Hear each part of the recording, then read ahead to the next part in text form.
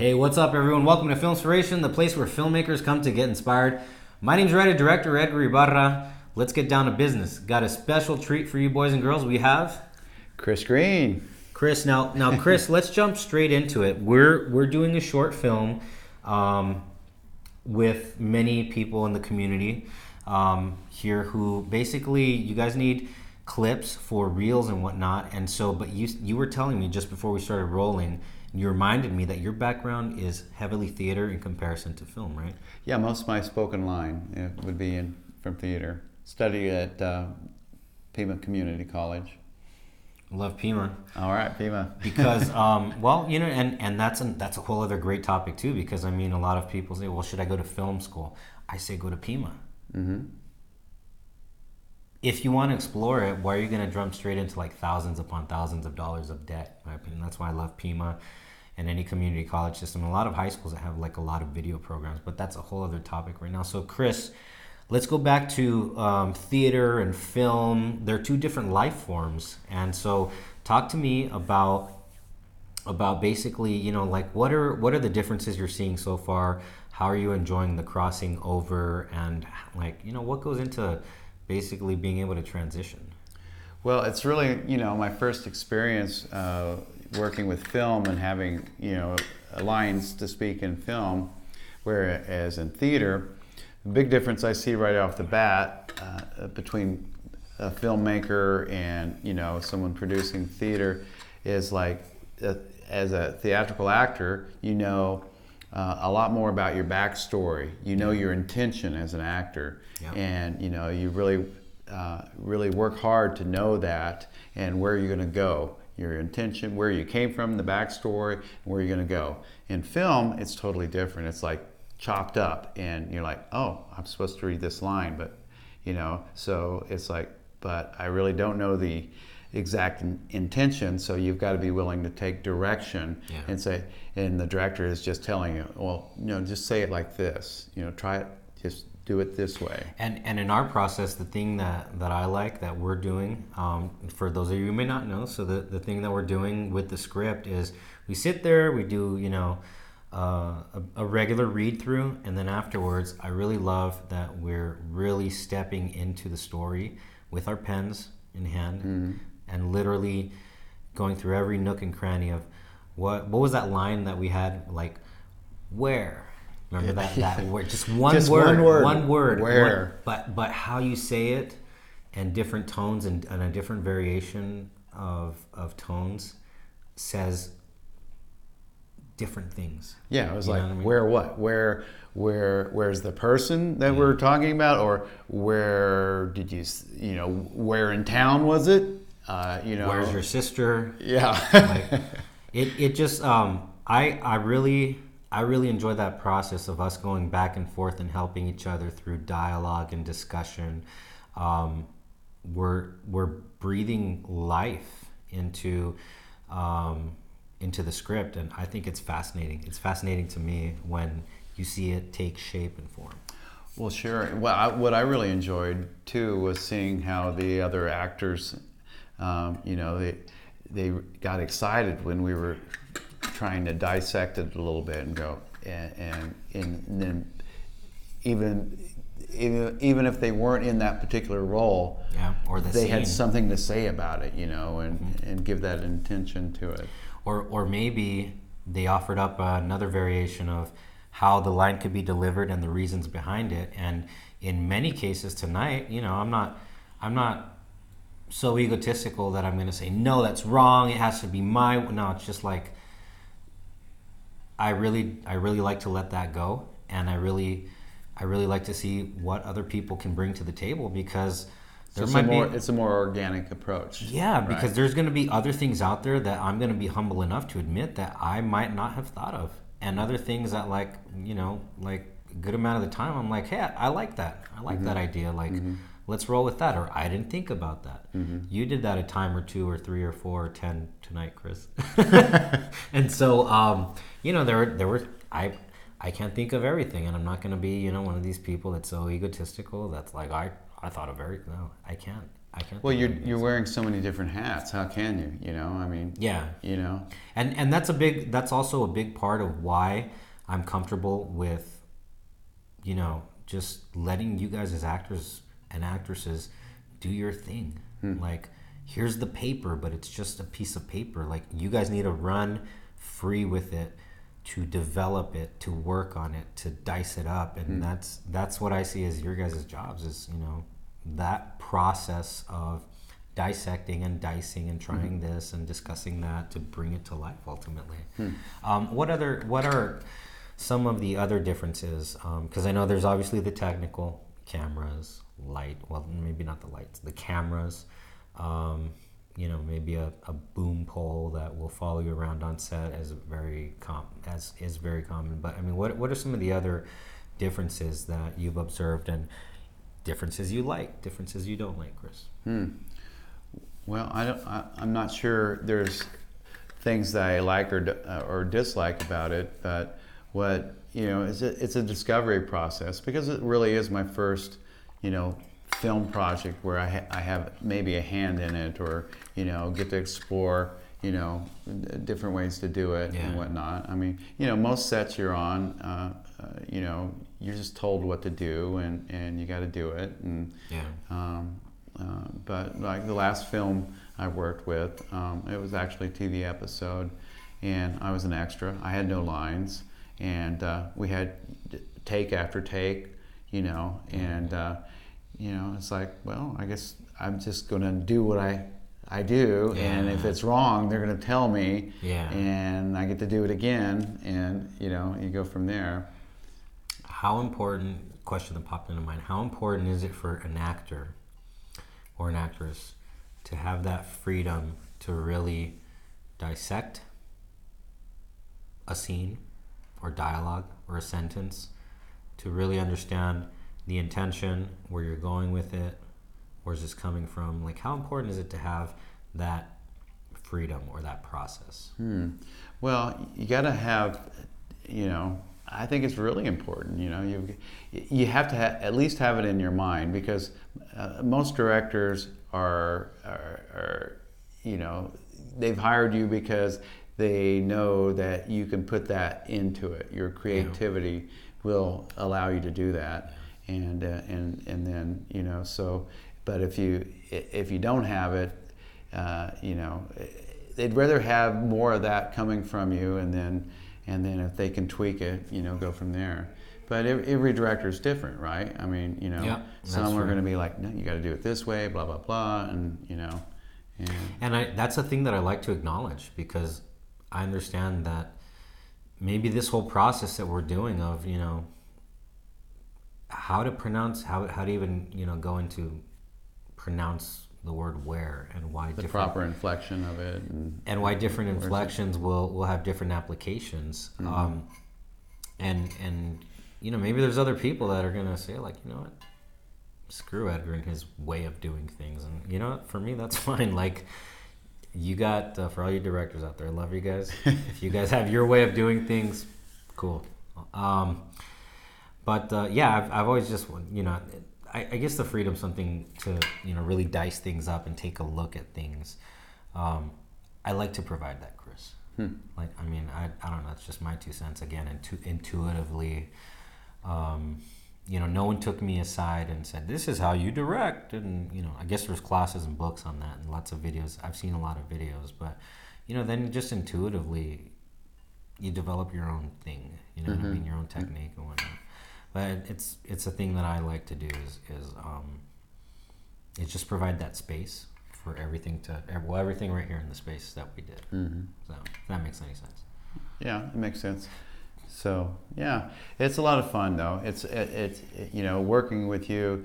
When first coming into this project, it was like, oh boy, this is, maybe he doesn't know what he's doing, but after tonight, I wouldn't say not knowing what you're doing, but it's just like, wow, being on comparing with another set where, well, they know what's going on, they've got it scripted out, and everybody on the set, they've got their job to do, and But this is like building it from scratch, and you've got your script, you've written the script. It's a short, coming in just tonight and seeing the script. We came to the end of the script. I'm like, so to be continued, right? This is all we got. This is it. Wow. But as we went through it, and first we read through it, just straight. Then we read through it a second time, but now with the more heart and soul and the acting part of it, and then your directing started to come out, with those lines. Well, let's try it this way or try it that way, and then you allowed us in that process to discover what our characters might be. And it just, that script grew, even though there weren't a whole lot of words there, right? But by the end of the session tonight, about 2.5 hours I think we spent on it, and I began to understand that, okay, there is a lot more here. There's more substance in this short film than I thought about coming into it.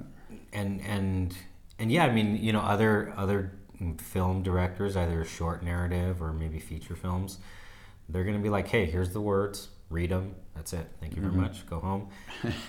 I like to, I've been through, like, I learned this process from, it's a culmination of like probably 2 or 3 people that showed me, not this is the way to do it, but that showed me, okay, like, here's what I do, Edgar, and take what you will from it. And so I built my thing, my Frankenstein technique from different parts, and a big part of that is building in this space to here comes Heather, building in this space to come closer to me, Chris, because you're going out of frame. Oh, can't have that in. Building a big part of building that space is having the freedom to create and grow that script. I like the word used, organically, because I mean, the story is what it is. It's unfolding. The script is there, the words are there. Yes. We might change it up. Yes. A word or two here and there, but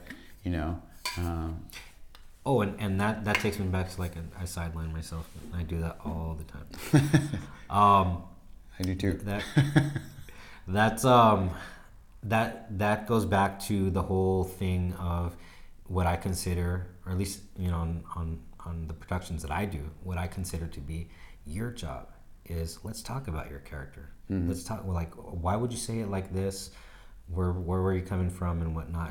And I consider that, like, I genuinely consider that your guys' jobs. Mm-hmm. To have the freedom to do that, and hell, maybe if you say, no, I like it the way it is, and then nothing, cool. As long as we took a look at it within that space of freedom to where like, hey, we can examine this, we can dive into this. Another question I got, Chris, before it escaped my brain. Let's talk about theater big, because it has what would the word be when you have to really project? Yes. You have to really project right? to the back audience here. Meanwhile, you can go to and look over. You're looking, really? A lot of times, Why over? Well, say you got a monologue, and you're on the stage, you look over the audience, and you don't look directly into the audience unless you've got that intention for some reason. Mm-hmm. And it's just, usually you've got seats in an audience, they're rising, right? Yeah. And so, head up, you don't... Because the seats are going like that. Oh, yeah. Yeah, that's true. My background is circus, so, you're performing in an arena, so... that's like, right, yes. Whatever you do has to be really big, you know. But in theater, it's not quite so big, but it's still bigger than film. And in film, it's way less. And you can see me right here. I keep coming out of it. I keep backing out. Come on back in. And this feels uncomfortable to be this close to somebody, It's like. But I mean, that there are different life forms. There's no right, there's no wrong. They're just literally different life forms, like, you know, a film versus a theater environment. Like when I walk into theaters, one of the things I always notice is like the space, you know, and you know, like theaters like the Temple of Music and Art. Yeah. Space. I mean, it's this big, beautiful space. Even if it's the Fox Theater, which has movies, it's this big, beautiful space. And you know, versus when you know what it feels like when you go to a movie theater. You know, you still have space, but it's not the same thing because you're focused on this rectangle. And of course, I just did it vertically like that. But you know, okay, so let's talk 1970 cinema. One Flew Over the Cuckoo's Nest. Do you remember that part where Jack Nicholson, I forgot why it was, I need to watch the movie again, but Jack Nicholson kind of leans back, maybe he was just scolded like Nurse Ratched, and so he's just sitting there, and he's... Bernadette Peters. Huh? Bernadette Peters played that role. And did she? Yeah. Did she? I'm not too familiar with her career. Sorry, Bernadette, if you're watching this. On YouTube. We will not tag you on YouTube because bad Edgar. But something had happened, and Jack Nicholson's character, he's frustrated at first. He does this thing, okay? He's miserable or he's upset. And then the shot just kind of lingers for like maybe a minute, literally straight through. But in that minute, you see Jack Nicholson's face. Literally, he goes from frustration to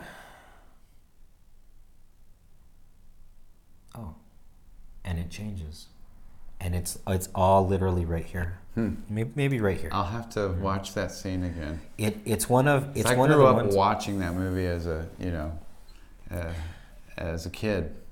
I saw it in what year was that? Like the early 70s, or because there was also Five Easy Pieces, Nicholson. I'm a fan of the gritty 1970s for some weird reason, The Exorcist. But so he does this thing. You're a big Nicholson fan either way. Well, yeah. Or were when it comes to 70s. 70s, definitely. Easy Rider, late 60s, I think. Oh my God.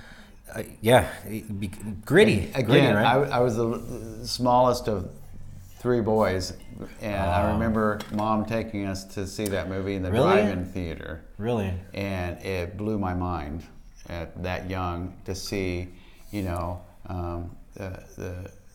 I forget his name, but he was the third motorcycle rider that they picked up along the way. Dustin Hoffman. Oh yeah, that's it. Dennis Hopper. Yeah. Dennis Hopper. Yeah, that's right. And may he rest in peace. And he got beat up by and basically killed. Right, he got beat up in the sleeping bag, and that traumatized me. It literally did. But then I saw the movie again and again growing up on television later on. You know, and. They still have that drug scene on TV where they're getting really high and everything's really choppy and weird. No, that was weird because they kind of would cut that part out, but then you'd see them after they smoked and everything's like weird. It's like, what? I don't get that. Why not just leave it in? Because I mean, everyone knows what they're doing. They're getting high, and the networks know that people want to see Peter Fonda and Dennis Hopper. But you couldn't do that in the 70s.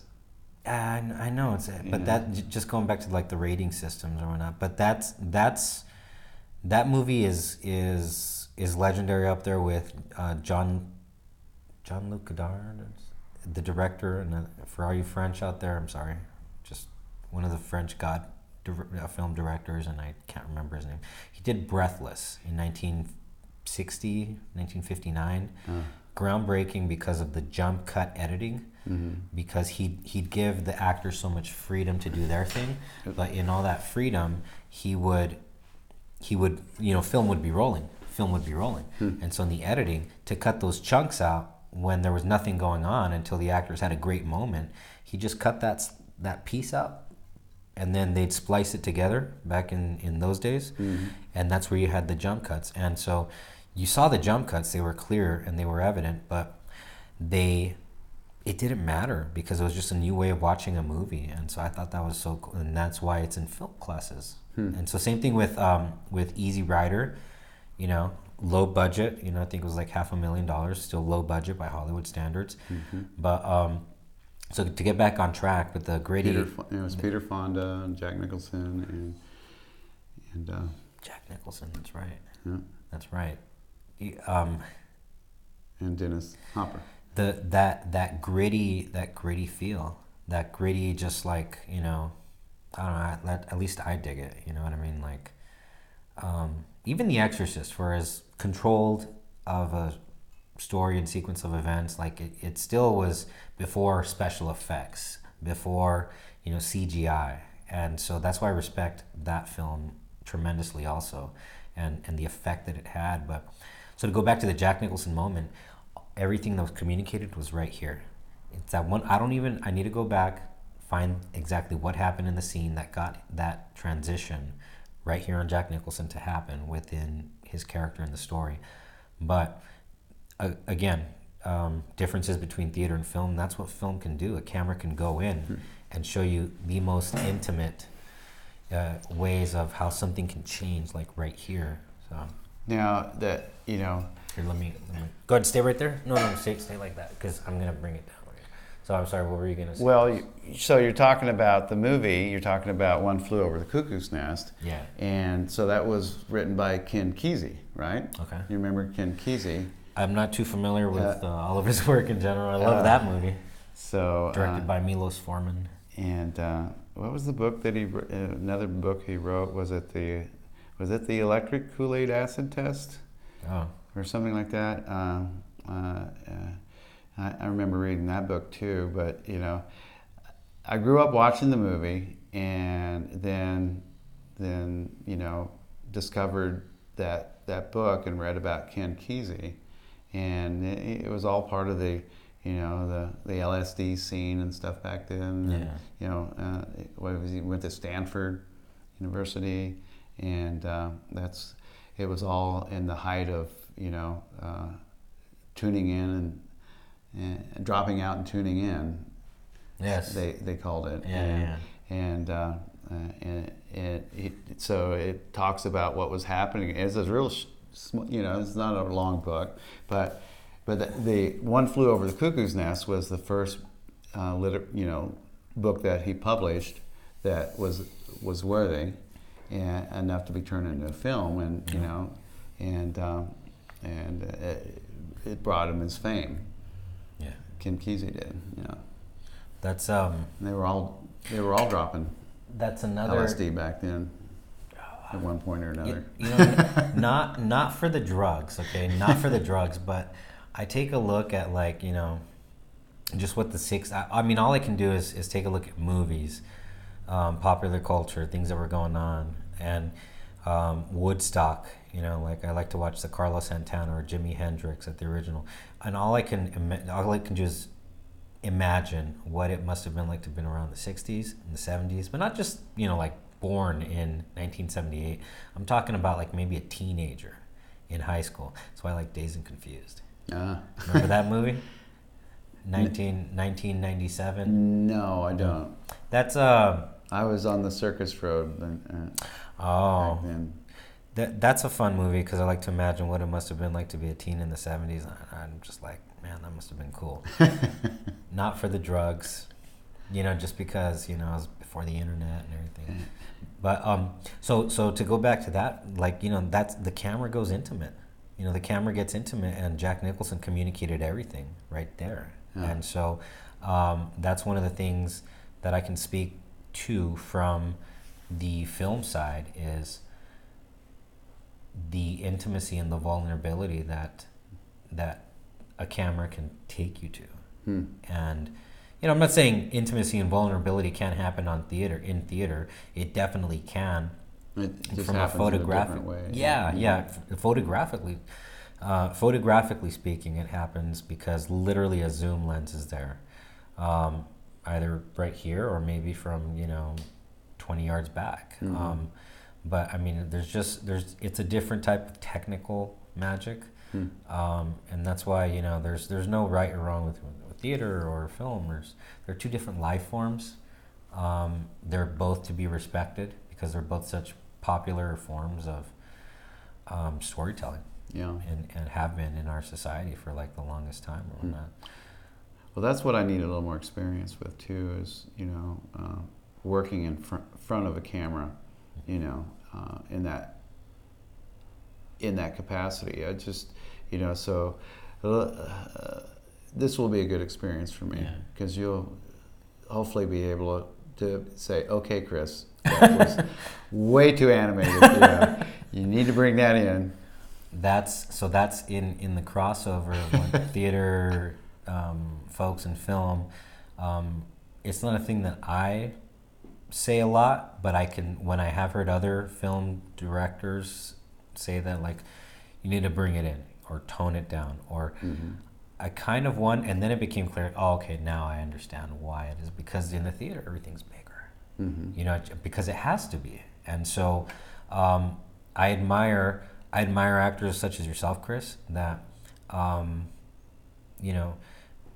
make that jump, because I'm not even an actor, and I can say I can't imagine what that must be like, you know what I mean? But I don't know, that's my 2 cents. It's a scary divide, it's like jumping over a canyon, and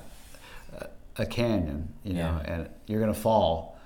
And that's my worst fear as an actor, is like, oh, I failed, I spoke that line too loud, and that actually happened on a recent project. It was, was invited to do a short with another group, and it was just read some lines, and then, okay, let's get in front of the camera, and then they played the reels back, and I was way too loud, I could hear it. The other actors were nowhere near that. It's like, oh my God. Oh, I suck. I can't. But, you learn real quick. But you know what, though? Here's what I can add to that from the camera side, okay?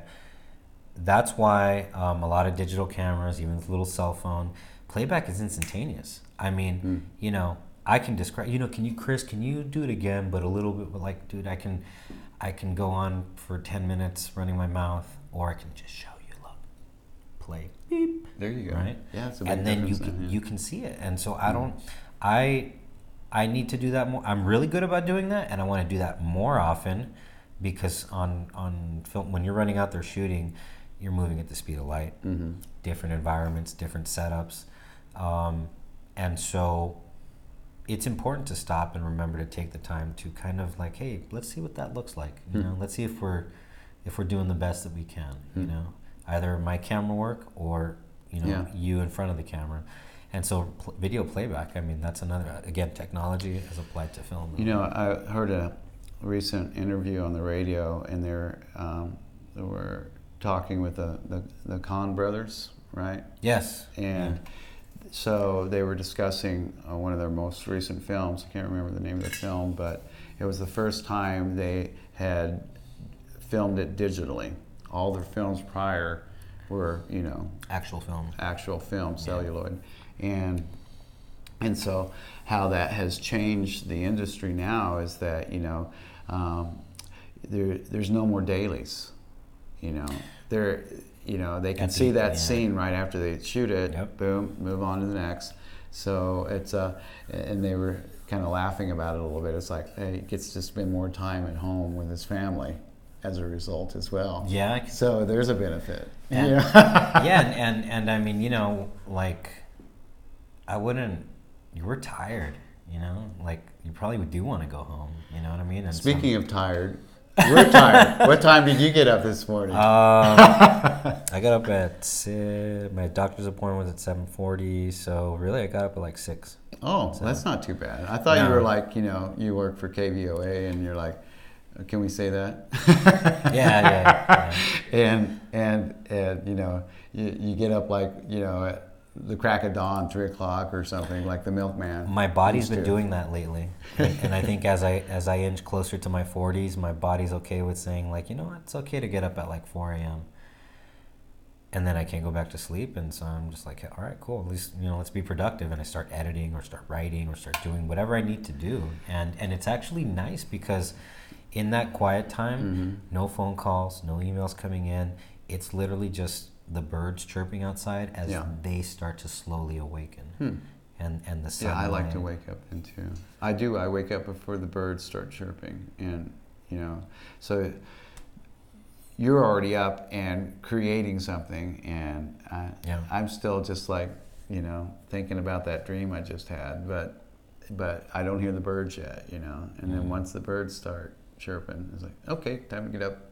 I'm getting up now. Also, you stay in bed, like you wake up, but you don't physically get out of bed because you're just. See, that's nice too, because you're like literally just. It's not wake up and go.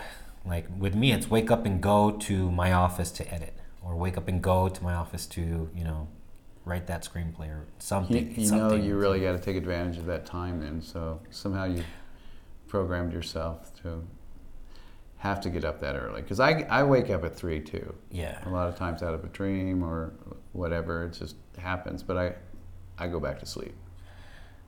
Creative people wake up at 3 o'clock. Somewhere between like 2 to 4 a.m. from I always heard. Mm-hmm. I don't know. Maybe, and that's also an astrological thing that I've heard also. But again, like it's like a Freudian opinion. You know what I mean? So yeah. So speaking of, Chris, speaking of being tired, but that's the thing. Like I can be such a night owl too. Most naturally, I am because I've had to be all these years. That's why like my brain and my body are tired, but I can still go until I tell myself, okay, like we've done everything we need to do now. Now you can rest. But Chris, anything else you want to add with regards to like the crossover theater, film theater? Because it's such a specific topic that maybe not a lot, but like a good number of actors and actresses are going to understand. Like, oh yeah, I did that too.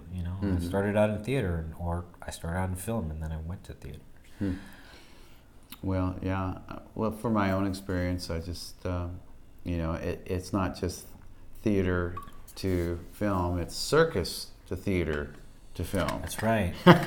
So talk to us about your circus background, like from what years to what years. What did you do? Because I think that's fascinating. I've never worked with anyone or known anyone who has been able to say like, I worked in the circus. Well, it might scare some of your viewers because I trained with Ringling in 1983. Wow. I attended the Ringling Brothers Barnum and Bailey Clown College in Venice, Florida.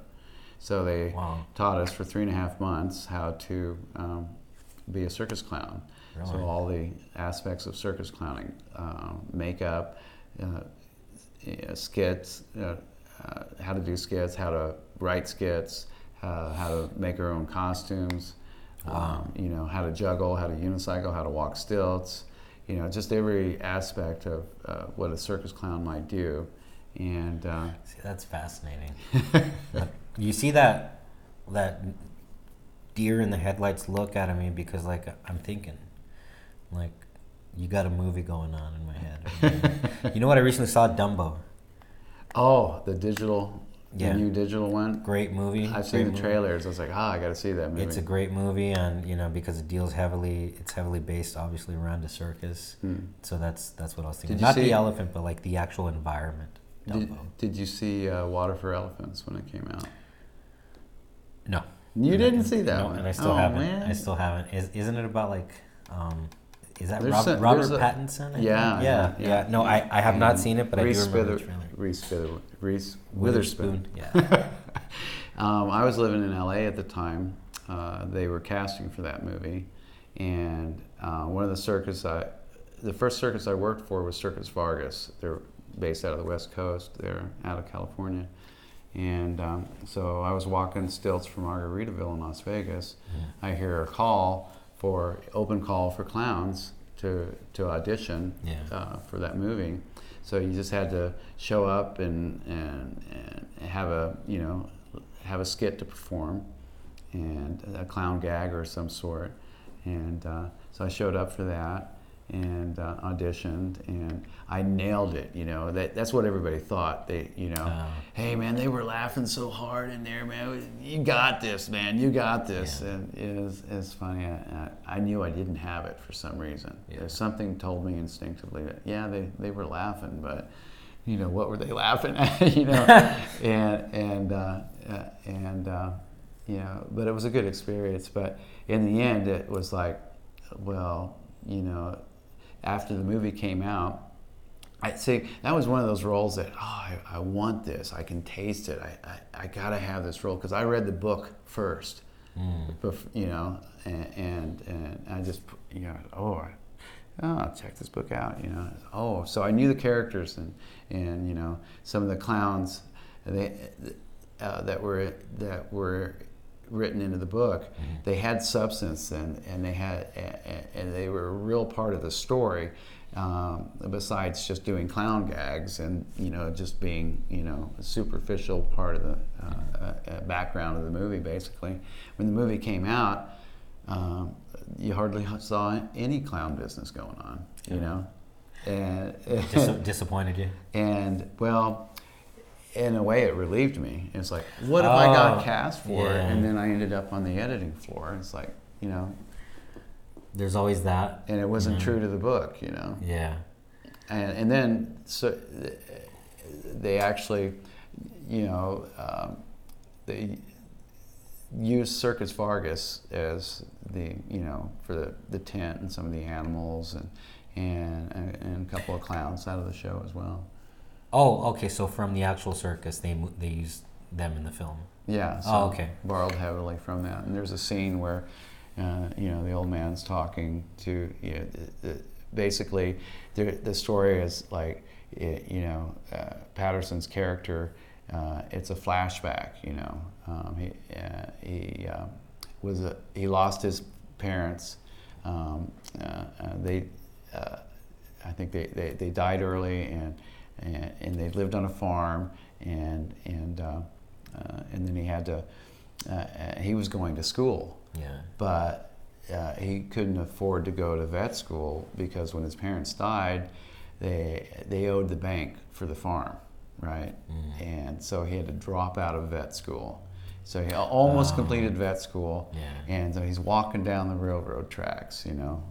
What's he going to do now? And he gets picked up by a circus train.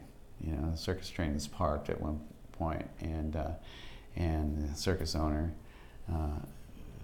finds out, who is this guy? Who's this guy on our train now? And you've got vet experience, and okay. So I know nothing about the story. He gets drawn into the story, Wow. And it's a pretty good story, And my wife saw it, and I was probably editing or writing something, and of course I didn't go to watch it. I know she watched it and she liked it. That's cool, and that's probably it. Come back. Let's do another Filmspiration episode on just that topic of I got one. the circus. So cool. Yeah. All right. Well, thank you so much. Appreciate it. It's fun. Everyone, thank you so much. We're gonna go ahead and close this one out. The message. So the message I always like to give on Filmspiration is basically in the film realm, or really whatever your thing is. Maybe it's not in the visual arts or performance or whatever. Maybe you make pots and pottery and stuff. I don't know. You get the point. The point is, whatever your thing is, if you got a higher power, consult your higher power. And beyond that, don't wait for anyone's blessing, anyone's permission. Run out there, do your thing, tell your stories. If you have any questions on how to do it, go to the University of YouTube. I hear the tuition's free.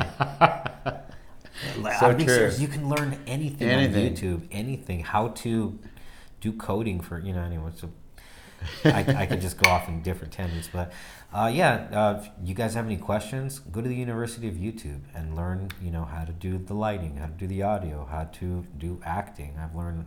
change the oil in your car. How to change the oil in your car. You can literally learn anything.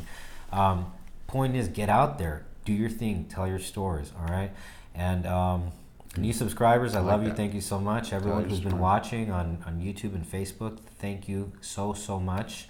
I really do hope that everything that we do on Filmspiration can always bring some value to your life and that you can take something away from it. If you got a comment, leave it in the comments below.